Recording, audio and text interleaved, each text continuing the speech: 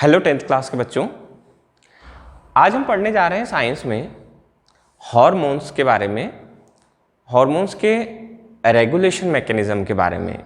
पिछले वीडियो में हमने देखा था बच्चों कि हार्मोन्स जो हैं ये किस तरह से हमारी बॉडी के अलग अलग फंक्शंस को कंट्रोल करते हैं। आज हम देखेंगे कि कंट्रोल करने के लिए ये हार्मोन्स हमारी बॉडी में कब बनते हैं और कब इनका बनना रुकता है। साथ ही साथ हम ये भी देखेंगे कि ऐसा कौन सा मैकेनिज्म है, कौन सा सिस्टम है हमारी बॉडी में जो इन हार्मोन्स को बनने से रोकता है या इनको बनने को एक्टिवेट करता है। ठीक है बच्चों, तो चलिए स्टार्ट करते हैं। आज का टॉपिक हमारा functions and regulations of hormones. तो फंक्शंस के बारे में हमने पहले देख लिया है, अभी हम देखेंगे रेगुलेशंस के बारे में कि रेगुलेशन हार्मोन्स का किस तरह से होता है। चलिए बच्चों, तो यहाँ पर हम देखते हैं कि हार्मोन्स को रेगुलेट करने के लिए कि कब वो हमारी बॉडी में बनेंगे कब नहीं बनेंगे, there is a mechanism. Name of the mechanism is feedback mechanism of the feedback mechanism regulates the action of hormones. Hormone की एक्शन को फीडबैक मैकेनिज्म स्टार्ट करता है या स्टॉप करता है। अब इस फीडबैक मैकेनिज्म का मतलब क्या होता है, ये किस तरह से काम करता है, लेट्स अंडरस्टैंड। कुछ कंडीशंस यहां पर हमारे सामने आती है, इन कंडीशंस के बारे में पहले हम बात करें। The glucose present in blood broke down to produce energy required for the body. If it is present in excess amount the blood then it converted into glycogen. अगर ग्लूकोज हम नॉर्मल से ज़्यादा खा लें, क्योंकि हमारे पास ऐसा कोई कैलकुलेटेड मैकेनिज्म नहीं है कि हम इतना ही हमें ग्लूकोज लेना है, उसके बाद कितना वर्कआउट करना है, कितनी एनर्जी का प्रोडक्शन होना है। तो अगर हम ज़्यादा ग्लूकोज ले लेते हैं खाने में, तो हमारी बॉडी को जितनी एनर्जी की ज़रूरत है उतना ग्लूकोज तो एनर्जी प्रोड्यूस कर देगा बॉडी में। बाकी का जो ग्लूकोज रहेगा उसका क्या होगा, तो rest of the glucose will get converted into glycogen. बाकी का ग्लूकोज जो है वो ग्लाइकोजन में कन्वर्ट होकर के हमारी बॉडी के अंदर स्टोर हो जाएगा, ताकि इन फ्यूचर कभी भी जब भी हमारी बॉडी में ग्लूकोज की कमी रहे, हमारी बॉडी ग्लाइकोजन को ले, फिर से ग्लूकोज में कन्वर्ट करे और फिर उससे एनर्जी को प्रोड्यूस कर ले। अब आइए कुछ कंडीशंस पर हम डिस्कस करते हैं कि जब ये कंडीशंस हमारी बॉडी में बनती है तो हमें किस तरह से ये फील होता है। जैसे फर्स्ट कंडीशन हम देखें, how does the body know when to convert glucose into glycogen और to break down glycogen into glucose.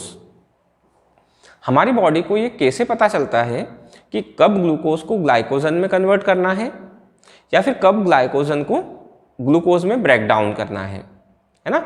हमारी बॉडी को कैसे पता चलेगा कि मेरे पास ज़्यादा ग्लूकोज आ गया है बॉडी में, या फिर कम ग्लूकोज है, ज़्यादा एनर्जी की ज़रूरत है, तो जो ग्लाइकोजन स्टोर करके पहले से रखा हुआ है उस ग्लाइकोजन को निकाल लें, है ना। ये कैसे पता चलेगा।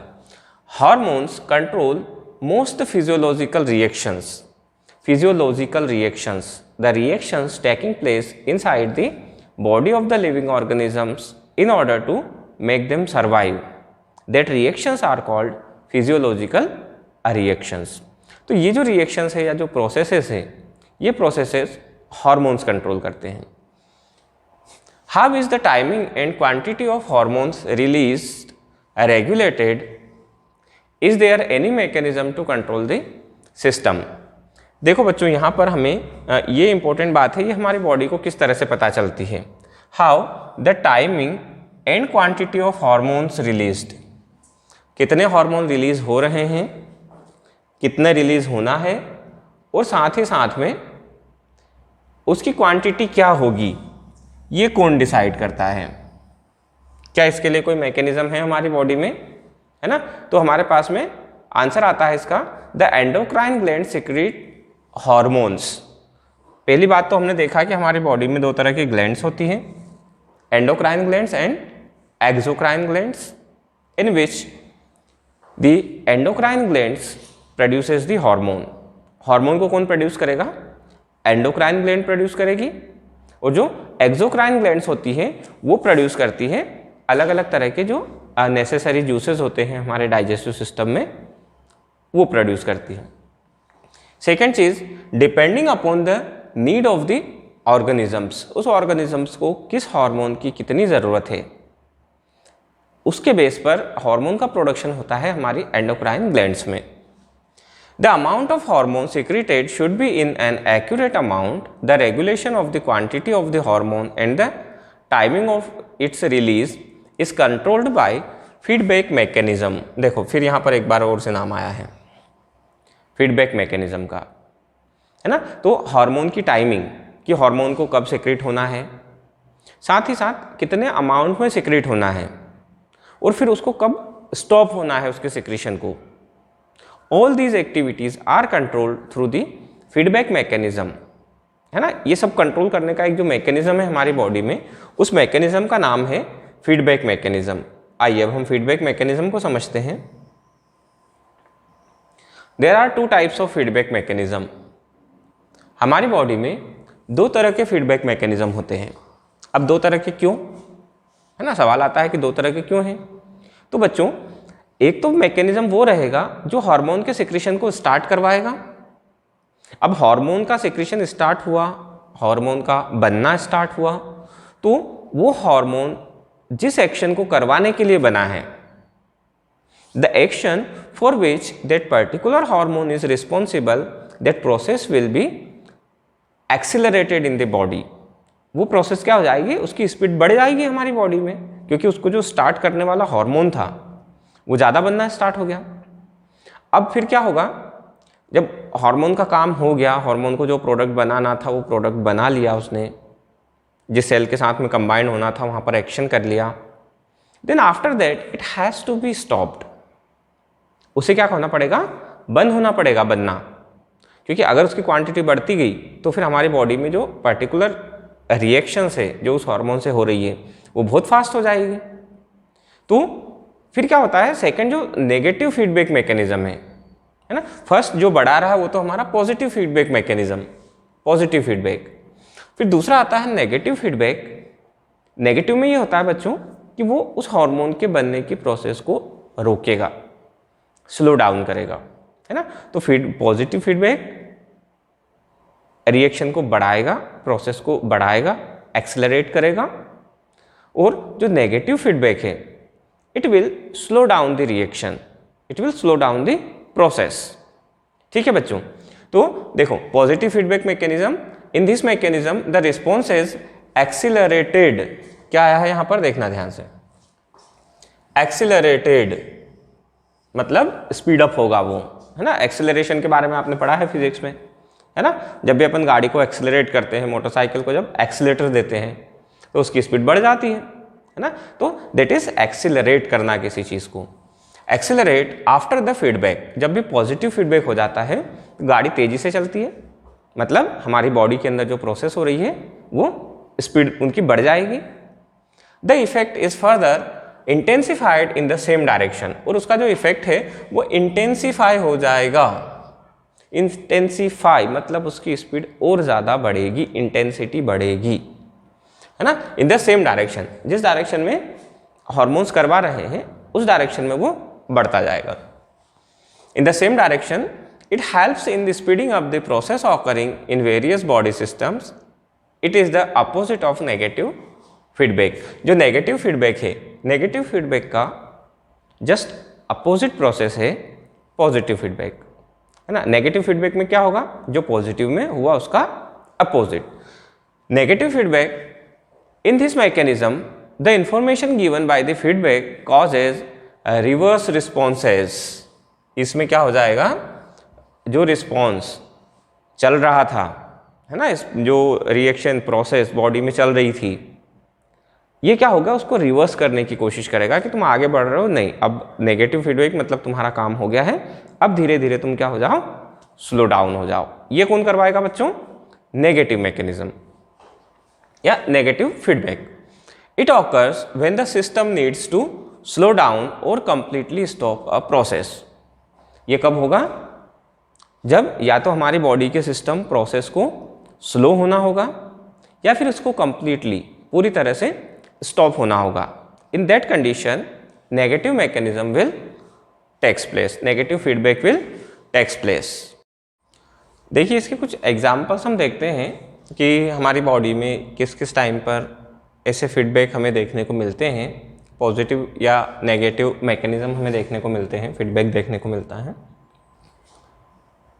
यहाँ पर हम देखें तो कुछ एग्जाम्पल्स हैं हमारे सामने, illustration to understand two types of the mechanism. एक एग्जाम्पल हम पॉजिटिव मैकेनिज्म का देखेंगे, एक नेगेटिव मैकेनिज्म का देखेंगे। फर्स्ट हमें यहाँ पर दिया हुआ है चाइल्ड बर्थ का एक एग्जाम्पल है।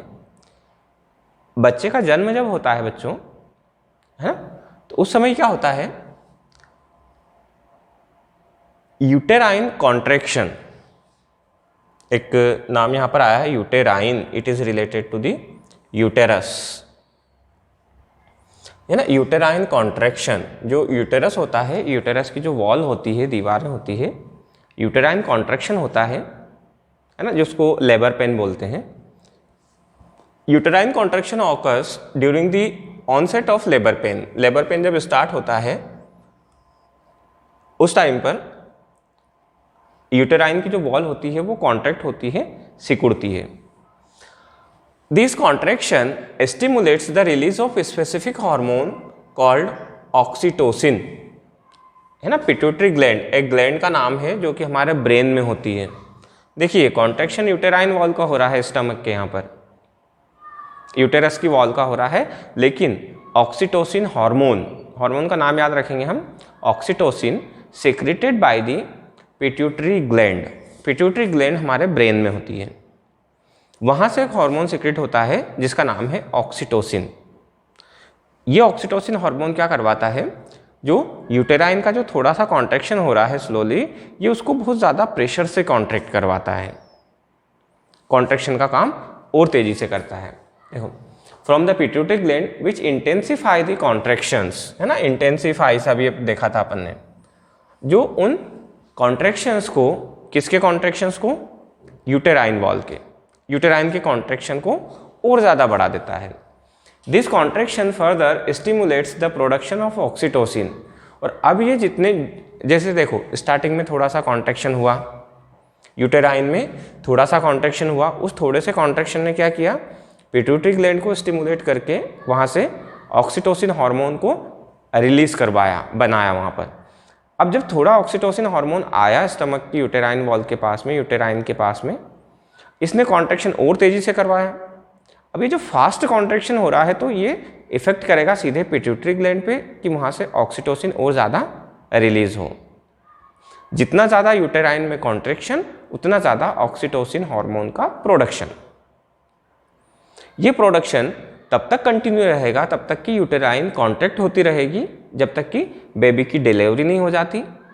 जैसे बेबी की डिलीवरी होगी, यूटेराइन जो मसल्स है वो रिलैक्स हो जाएगी।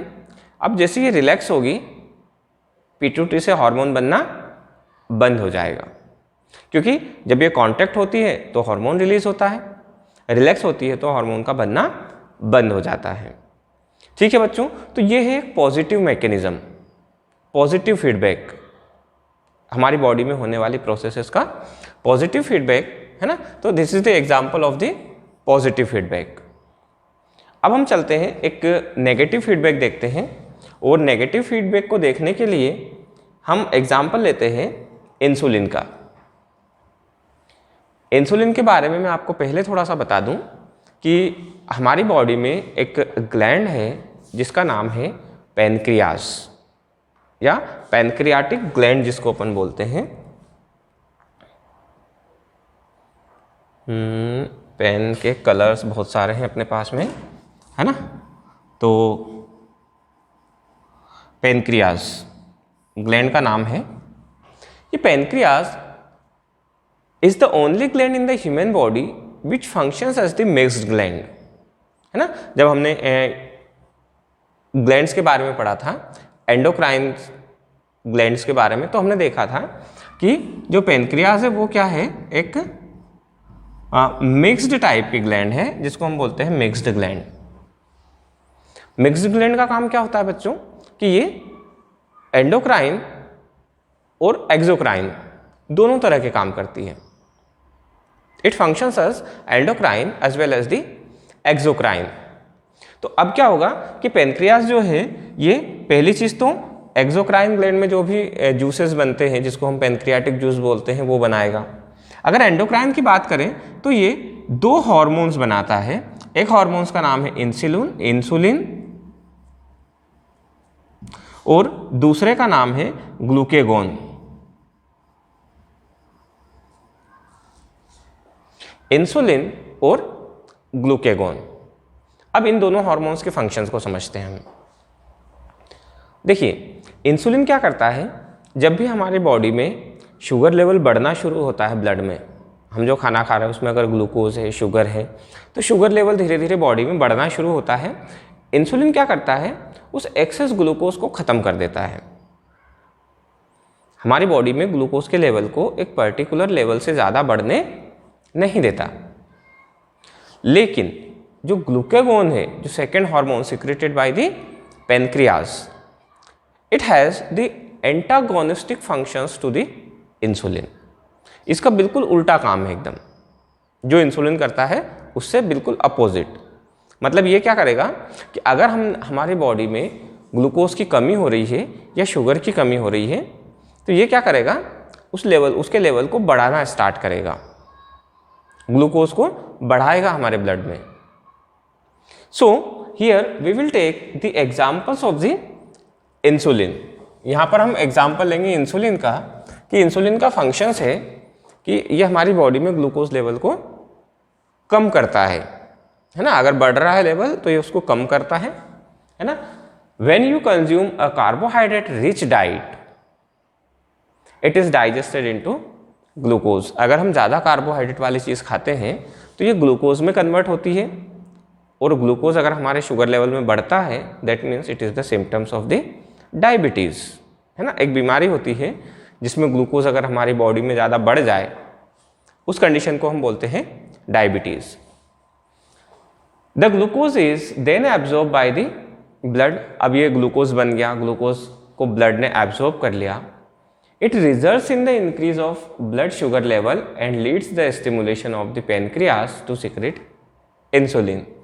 अब जैसे ही ये शुगर लेवल बढ़ा, ग्लूकोज का लेवल बढ़ा हमारी बॉडी में, दिस इंक्रीज्ड शुगर लेवल और increased level of the glucose will stimulate the pancreas to produce insulin. इसने क्या किया, ऑटोमेटिकली पेनक्रियास को एक्टिवेट कर दिया कि आप इंसुलिन को प्रोड्यूस करो।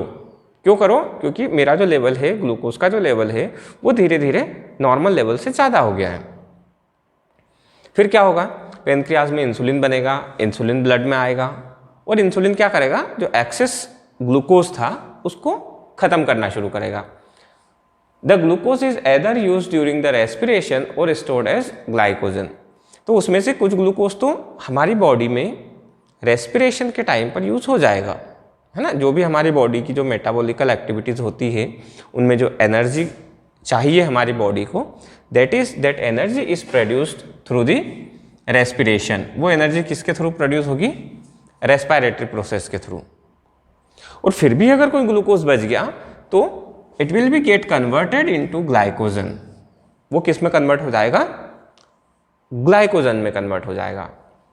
Thus the level of glucose in the blood is maintained, है ना। तो इस प्रोसेस के थ्रू, इस फीडबैक के थ्रू हमारी बॉडी में या हमारे ब्लड में ग्लूकोज का जो लेवल है वो हमेशा कांस्टेंट रहता है, मेंटेन रहता है। तो बच्चों, ये जो एग्जाम्पल है हमारे पास में, it is the example of negative mechanism या नेगेटिव फीडबैक। क्योंकि ये फीडबैक जब देता है तो प्रोसेस जो है वो स्लो डाउन हो जाती है, मतलब अमाउंट जो है वो धीरे धीरे कम होने लगता है हमारी बॉडी में ग्लूकोज का। ठीक है बच्चों, तो ये है हमारे पास में 2 तरह के मैकेनिज्म, पॉजिटिव मैकेनिज्म और नेगेटिव मैकेनिज्म, या पॉजिटिव फीडबैक और नेगेटिव फीडबैक। चलिए इसी को हम एक डायग्रामेटिक रिप्रेजेंटेशन के थ्रू समझ लेते हैं। देखिए, यहाँ पर सबसे फर्स्ट बात आती है हमारे पास में हार्मोन रिलीज की। हार्मोन रिलीज इंक्रीज्ड, है ना, कि हार्मोन का लेवल, जो सिक्रीशन है, जो बनना है, वो बढ़ रहा है। हम यहाँ से स्टार्ट करते हैं इसको, या यहाँ से देख लेते हैं अपन एंडोक्राइन ग्लैंड से। एंडोक्राइन ग्लैंड से हार्मोन धीरे धीरे बनना स्टार्ट हुआ, उसकी क्वांटिटी बढ़ती जा रही है, फास्ट बन रहा है ना, बनने की जो प्रोसेस वो बढ़ गई। अब क्या हो गया, मेटाबोलाइट लेवल ड्रॉप। तो क्या होगा कि जो मेटाबोलाइट का लेवल है, मतलब हमारे बॉडी में जो मेटाबॉलिकल एक्टिविटीज़ है, उन मेटाबॉलिकल एक्टिविटीज़ का जो लेवल है वो धीरे धीरे ड्रॉप होने लग जाएगा, कम होने लग जाएगा। फिर हम देखें यहाँ पर दूसरा कि हार्मोन रिलीज डिक्रीज। अगर हार्मोन का रिलीज जो है वो कम हो रहा है तो इंक्रीज लेवल ऑफ मेटाबोलाइट और स्टिमुलेटिंग हार्मोन्स। तो ये क्या करेगा कि जो स्टिमुलेटिंग हार्मोन है उन हार्मोन्स को बनाने के लिए, या ऐसे सब्सटेंसेस जिनको हार्मोन्स बना रहे थे, उनका अमाउंट जो है वो डिक्रीज हो जाएगा। अब जैसे वो डिक्रीज होगा फिर से इंफॉर्मेशन आएगी एंडोक्राइन ग्लैंड के पास में, है ना। तो ये इस तरह से हमारा जो मैकेनिज्म है, ये मैकेनिज्म पूरी तरह से चलता रहता है। हार्मोन्स एक पर्टिकुलर लेवल तक जाता है, फिर जैसे ही बढ़ने लगेगा नेगेटिव फीडबैक मैकेनिज्म काम करेगा और ये उसको स्टॉप करवा देगा। फिर हार्मोन का जब लेवल कम होने लगेगा तो पॉजिटिव फीडबैक मैकेनिज्म आएगा और उसको इंक्रीज करेगा। ठीक है बच्चों, तो ये हमारे पास में दो तरह के मैकेनिज्म्स के बारे में हमने देखा। आगे देखते हैं हम, आगे क्या है इसमें।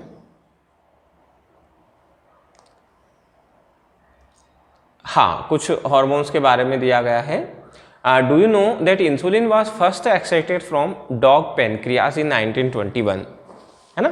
इंसुलिन को सबसे पहले एक डॉग के पेनक्रियास में से एक्सट्रैक्ट किया गया था 1921 में in the university of Toronto.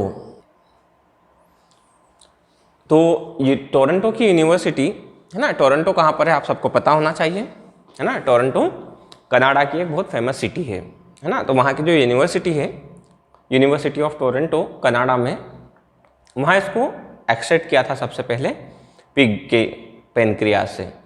Second thing बच्चों, अगर हम यही इंसुलिन अगर ह्यूमन बीइंग का है तो उसको हम इंसुलिन की जगह ह्यूमिलिन बोलते हैं, है ना। ये इंसुलिन जो है हार्मोन्स, है ना, एक बात ध्यान रहे, remember the hormones is extracted और obtained from any source will functions the same, है ना। अगर इंसुलिन है तो वो पिग से लें, डॉग से लें, काऊ से लें, बफेलो से लें, ह्यूमन बीइंग से लें, सबका जो हार्मोन्स रहेगा इंसुलिन वो सेम रहेगा। अगर यही इंसुलिन ह्यूमन इंसुलिन है, we will call it Humulin. इसका नाम क्या हो जाएगा हमारे पास में, Humulin is produced by using human gene in the bacterium called E coli, है ना, एस्चेरिटिया कोलाई। इसका पूरा जो नाम है वो एस्चेरिटिया कोलाई। इसको लेकर के या इससे ह्यूमन जीन की हेल्प से ह्यूमिलिन, ऐसा इंसुलिन जो ह्यूमन्स में प्रेजेंट हो, उसका आइडेंटिकल इंसुलिन प्रोड्यूस किया जाता है। ठीक है बच्चों, तो ये था पूरी information about the feedback mechanisms of the hormones, कि हार्मोन्स किस तरह से हमारी बॉडी में बढ़ते हैं, किस तरह से कम होते हैं। I hope you have understand all these topics. Thank you so much for watching this video in the group of Sandipani Higher Secondary School, Rajoda.